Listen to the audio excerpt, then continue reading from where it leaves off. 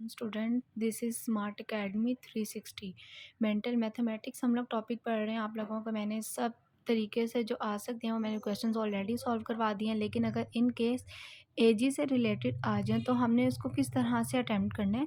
तो आज जो हम लोग करेंगे ना वो एज रिलेटेड क्वेश्चंस होंगे, ठीक है। तो अगर मैं इस जो इक्वेशन है अगर मैं इसमें समझाऊँ, कह रहे हैं सम ऑफ द एजेस, हमने इनका सम निकालना है। तकरीबन 5 बच्चे हैं, 5 बच्चे पैदा हुए हैं 3-3 साल के गैप से, ठीक है। और इन 5 बच्चों की एज टोटल कितनी है, 50 इयर्स एज है।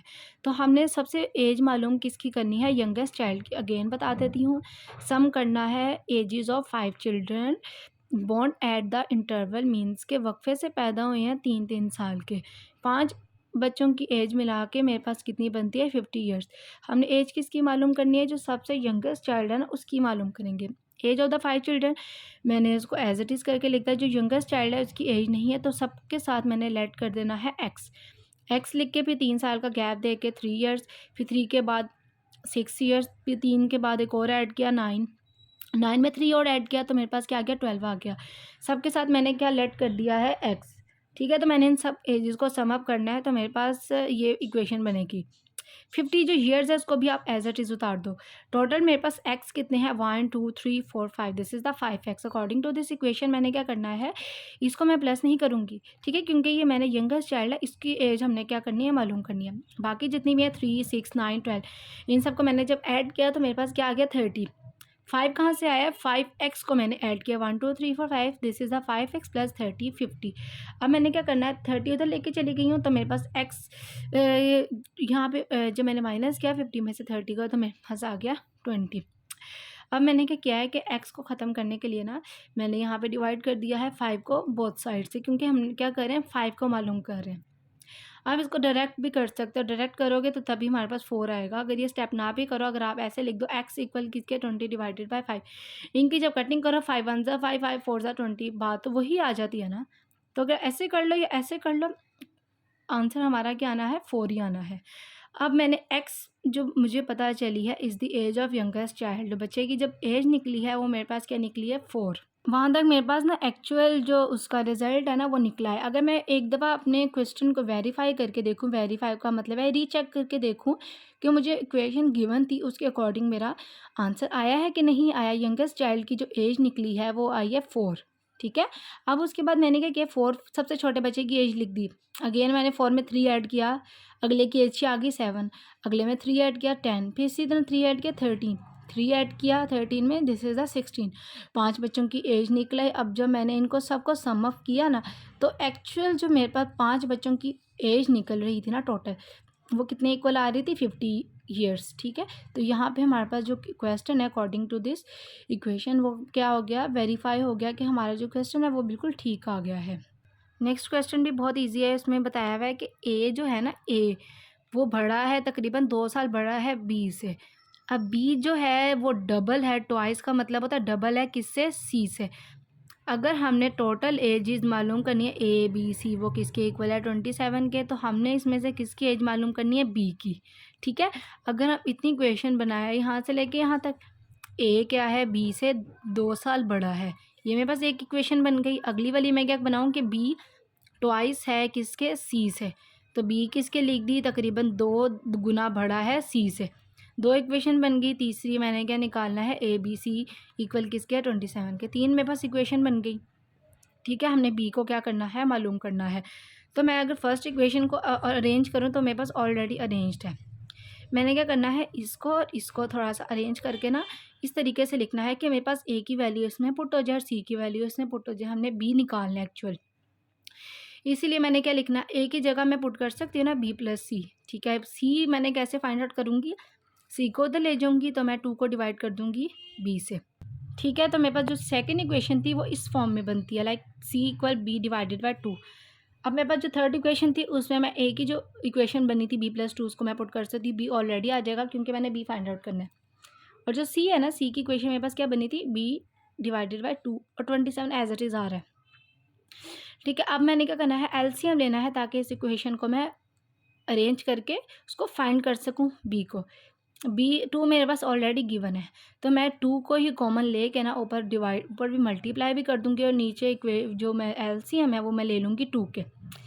ठीक है बच्चों, तो मैंने यहाँ पे क्या किया है, टू को मैंने उसके साथ डिवाइड मल्टीप्लाई कर दिया है। ठीक है, टू को मैंने यहाँ पे कॉमन ले लिया, इस तरह 1 × 2 यहाँ पे टू मेरे पास ऑलरेडी था। तो अगर मैं इसकी इक्वेशन लिखूँ, इस फॉर्म में लिखूँ, तो मेरे पास एक ये इक्वेशन एज इट इज़ उतर गई और ये भी मेरे पास यहाँ पे क्या बन गया, टू को मल्टीप्लाई किया तो B2 = 27। अब मैंने ब्रैकेट्स को आपस में मल्टीप्लाई किया, 2B 2 × 4 B आ गया और बाकी जो 2B और B था वो एज इट इज़ आ गया। ठीक है, तो उनको जब मैंने ऐड किया ना तीनों बी को, तो मेरे पास आ गया 5B + 4 ओवर 2 = 27। ठीक है, तो मैंने यहाँ पे जो 2 डिवाइड हो रहा था और आके मल्टीप्लाई कर दिया और जो सिंपल वाली जो मेरे पास वैल्यूज़ थी उनको मैंने क्या कर दिया, आपस में अलग अलग कर दिया। लाइक 27 को 2 से मैंने मल्टीप्लाई किया तो मेरे पास क्या आ गया, 54 + 4 था, उधर आके -4 आ गया, मेरे पास क्या आ गया, 50। अगर आप 50 को ऐसे डायरेक्टली 50 से कर दो ना डिवाइड, तभी हमारे पास आंसर बी आता है। तो अगर इस तरह अगर कन्फ्यूजन हो रही है तो आप 5 को डायरेक्टली 5 से भी डिवाइड कर सकते हैं, 5 कैंसिल आउट हो जाएंगे, तो मेरे पास बी किसके इक्वल आ जाएगा, 10 के। अब बी हमें पता चल गया, बी की एज क्या है, 10 ईयर्स है। कंफर्म करने के लिए ना जो मेरे पास 1 2 3 इक्वेशन बनी थी ना, उससे मैं बी की वैल्यू पुट करती जाऊँगी, देख लूँगी कि मेरा क्वेश्चन उसके अकॉर्डिंग ठीक है कि नहीं ठीक। ए की वैल्यू क्या थी, B + 2, अब बी मेरे पास 10 निकला है, 10 मैंने पुट कर दिया तो मेरे पास ए की इक्वेशन क्या आ गई, 2, 12 आ गई। अब इसमें सी जो मेरे पास था, B/2, तो मैंने यहाँ पे 10 की वैल्यू पुट की और 2 मेरे पास था, तो सी मेरे पास एज कितनी आ गई, 5 ईयर। और इसी तरह जब तीनों इक्वेशन में मैंने जब ए बी सी की जो मैंने वैल्यूज़ निकाले उनको पुट कर दूँ, तो अकॉर्डिंग टू दिस मेरा जो 27 है वो बिल्कुल ठीक आया है। ठीक है, वो जो थर्ड क्वेश्चन बताऊँ, उसने बताया कि एक मैन है, मैन को अगर हम फादर कंसिडर कर लें, क्यों, क्योंकि क्वेश्चन के अकॉर्डिंग यहाँ पे सन की बात की हुई है। जो मैन है, फादर है, उसकी एज क्या है, 24 साल बढ़ी है तकरीबन उसके बेटे से। अगर 2 साल बाद देखें, ज़ाहिर-सी बात है कि फादर की एज मतलब फादर की एज डबल हो जाएगी सन से। तो हमने क्या एज फाइंड आउट करनी, प्रेज़ेंट, मतलब कि अब जो एज है ना सन की, वो हमने फाइंड आउट करनी है। तो मैं क्या लिख दूँगी, f+2, मतलब कि 2 साल गुना बढ़ी है फादर की एज और s से रिप्रेज़ेंट कर रही हूँ सन। सन की एज 2 साल बढ़ी है किससे, फादर से। अब मैं इस इक्वेशन को लिख दूँ, let father age is equal f और let son age is equal s। तो मेरे पास अगर इतनी जो इक्वेशन बन रही है ना, उसको मैं कैसे करके लिखूँगी, जो सन है ना, फादर है ना, वो इक्वल क्या है, सन से 24, मतलब कि फादर जो है वो सन से 24 साल बड़ा है। इक्वेशन 1 कह दिया। 2 साल बाद अगर हमने इस इक्वेशन को देखें, 2 साल बाद देखेंगे कि जो फादर की एज है वो ट्वाइस हो जाएगी, डबल हो जाएगी सन से। ठीक है, f+2 एज इट इज़ आ रहा था, तो मैंने यहाँ पे क्या कर दिया, ट्वाइस कर दिया, डबल कर दी सन ऑफ एज से। ठीक है, तो इसीलिए मेरे पास ये इक्वेशन क्या बन जाएगी, 2 बन जाएगी। यहाँ पे फर्दर सॉल्व भी हो रहा है, ब्रैकेट को ओपन किया, 2s + 2 2 4।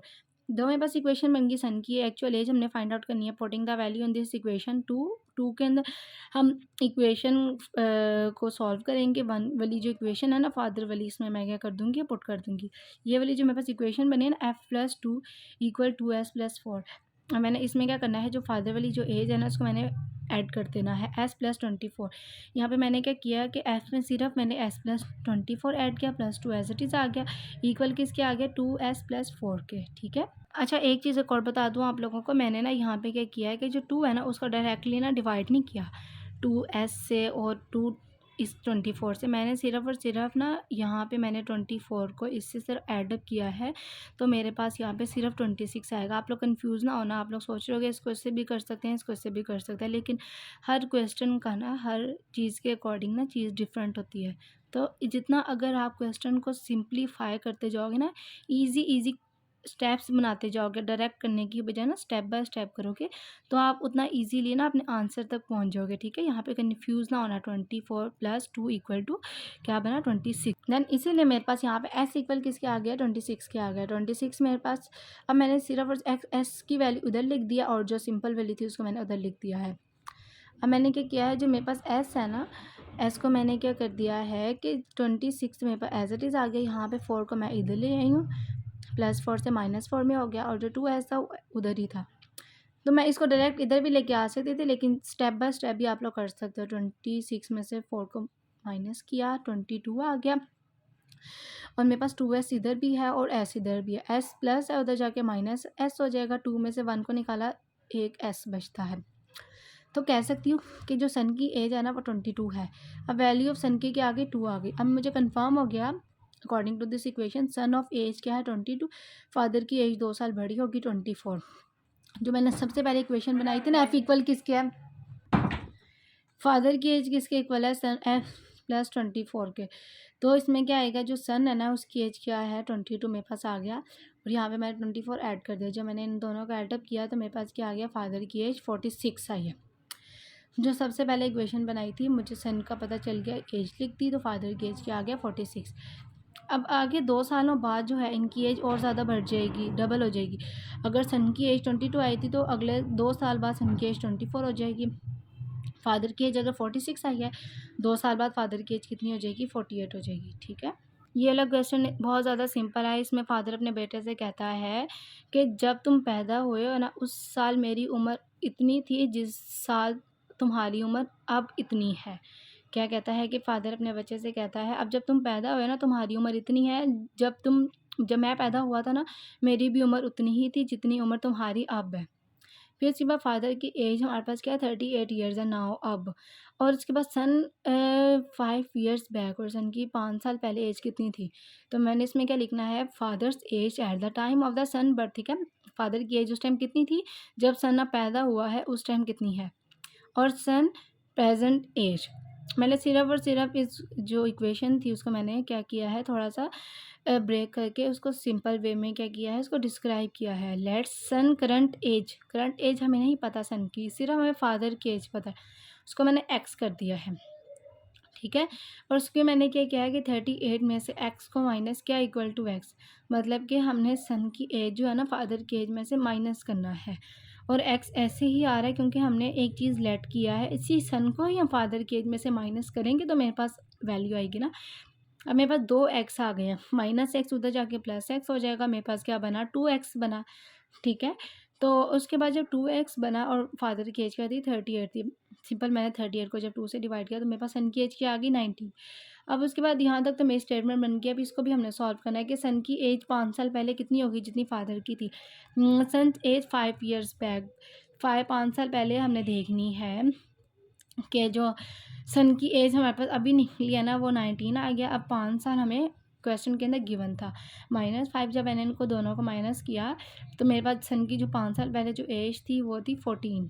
ठीक है, चलो सॉल्व कर लेते हैं। अगर रेशो वाला आ जाए तो आपने इसको कैसे फाइंड करना है, रेशो वाला आ जाए ना तो आपने हमेशा उनको क्या करना है, प्लस में लेके आना है। सबसे पहले क्वेश्चन के अंदर लिखा हुआ है कि 6 ईयर्स अगो, 6 साल पहले क्या था कि जो रेशो फाइंड आउट करनी है उमर और असद दो बच्चों की, उन्होंने कहा है कि रेशो फाइंड आउट करनी है 6:5। फिर 4 साल अब, ठीक है, 4 साल के बाद, पहले 4 साल पहले, अगो का मतलब होता है पहले, और 6 साल पहले सॉरी, और अब क्या है 4 साल के बाद हमने रेशो उनकी थोड़ी सी क्या बन गई, बढ़ गई। 6:5 से कन्वर्ट हो गया 11:10। तो हमने किस बच्चे की एज मालूम करनी है, प्रेजेंट मतलब अब, असद की एज मालूम करनी है। इन सब को अगर हम क्या करते हैं कि 6:5 को मैं अगर लेके आऊँ कॉमन फैक्टर में, कॉमन फैक्टर मेरे पास क्या है एक्स, तो मैं अगर इसको अरेंज करके लिखूँ 6 के साथ एक्स भी आ जाएगा और 5 के साथ एक्स भी आ जाएगा। ठीक है, सिर्फ और सिर्फ मैंने कॉमन फैक्टर ऐड अप किया है। मैंने क्या किया है, इसमें सिर्फ कॉमन फैक्टर ऐड करके ना उनको मैंने क्या लिख दिया, 6x and 5x at present. उस टाइम हमारे पास क्या थी, 6 साल पहले उमर और असद दोनों की एजेस लिखी। 6x मैंने ऐसे लिख दिया, 5x मैंने ऐसे ही लिख दिया। अब ये 6 कहाँ से आया है, 6 ईयर्स अगो पहले की बात कर रहे हैं। ठीक है, तो मैंने यहाँ पे क्या कर दिया, +6 ईयर्स को ऐड कर दी। फिर 4 साल बाद जो है उमर और असद उन दोनों की एज भी थोड़ी सी डिफरेंट हो जाएगी। इतनी तो मेरे पास ऑलरेडी इक्वेशन ही बन रही थी। अब ये 4 कहाँ से आया है, 4 ईयर्स, 4 साल की बात कर रहे हैं, 11 और 10। अब हमने इससे क्या कर देना है, डिवाइड करके इन इक्वेशन को क्या कर देंगे, मल्टीप्लाई कर देंगे। ठीक है, तो मेरे पास क्या हो जाएगा कि 11 को डिवाइड करूँगी 10 से, तो मेरे पास ये एक रेशो कन्वर्ट हो, अगर मैं इसलिए डिवाइड करूँगी ना तो यहाँ पे क्रॉस मल्टीप्लिकेशन होगा ना, ये वैल्यू इसके साथ मल्टीप्लाई हो जाएगी, ये वैल्यू इसके साथ मल्टीप्लाई हो जाएगी। अब हम इस इक्वेशन को सॉल्व करते हैं। तो मैंने जब इस इक्वेशन को सॉल्व किया तो मेरे पास क्या आ रहा था, जो 10 होगा वो ऊपर की तरफ आ जाएगा, ये मेरे पास इधर की तरफ आ जाएगा। तो अगर सबसे पहले अगर मैं बताऊँ कि अगर 6 को, जैसे मैंने उस इक्वेशन में बताया ना कि हम ब्रैकेट वाली वैल्यू को मल्टीप्लाई नहीं कर रहे, डायरेक्ट क्या कर रही हूँ, एक्स को अलग करके ना इन दोनों को मैं ऐड कर रही हूँ। 6 में 4 को ऐड किया, मेरे पास 10 आ गया। इस तरह 6 में 4 को ऐड किया, 10 आ गया। ठीक है, थोड़ी सी इक्वेशन मेरे पास क्या हो गई, सही फॉर्म में बन गई है। अब मैं इनको क्या करूँगी, क्रॉस मल्टीप्लिकेशन, इधर 10 इसके साथ मल्टीप्लाई हो जाएगा, इधर ही इसके साथ मल्टीप्लाई हो जाएगा। ठीक है, इस तरह मेरे पास फॉर्म बन गई। 10 को 66 से किया तो 60x आ गया, 10 10 सा क्या हो जाएगा, मल्टीप्लाई किया 10 10 सा क्या हो जाएगा 100, 11 मल्टीप्लाई 5 सा 55, और इस तरह 11 10 सा क्या हो जाएगा 110 हो जाएगा। ठीक है, और मैंने क्या किया है कि 60x एज इट इज़ आ गया। अभी ये एक्स वाली वैल्यू को इकट्ठा कर दिया है और जो सिंपल वाली वैल्यू थी उनको अलग कर दिया है। तो मैंने 110 में से जब 100 को निकाला तो मेरे पास आ गया 10, 60 में से 55 को माइनस किया तो मेरे पास क्या आ गया 5x आ गया। एक्स मेरे पास इक्वल किसके इक्वल आ जाएगा कि 10 डिवाइडेड बाय 5, तो एक्स मेरे पास क्या आ गया 2। अब एक्चुअल जो मैंने असद की एज मालूम करनी है ना, मेरे पास इक्वेशन बनी हुई थी कि 5 रेशो था और उसके साथ क्या था 6 था 6 साल पहले। तो मैंने क्या किया है कि जो एक्स है ना, एक्स में मैंने 2 की वैल्यू पुट कर दूँगी, तो उसके बाद 5 2 ज़ा 10, 6 ऐसे ही आगे इनको ऐड किया तो 16। तो असद की जो एज थी ना वो हमारे पास क्या आ रही थी 16 साल। हमने सिर्फ़ और सिर्फ असद की एज मालूम करनी है, प्रेजेंट एज, ना कि उन्होंने उम्र का नहीं पूछा। तो हमारा यहाँ तक क्वेश्चन एजेस के कंप्लीट हो गए हैं। आई होप कि आप लोगों को समझ आ गई हो।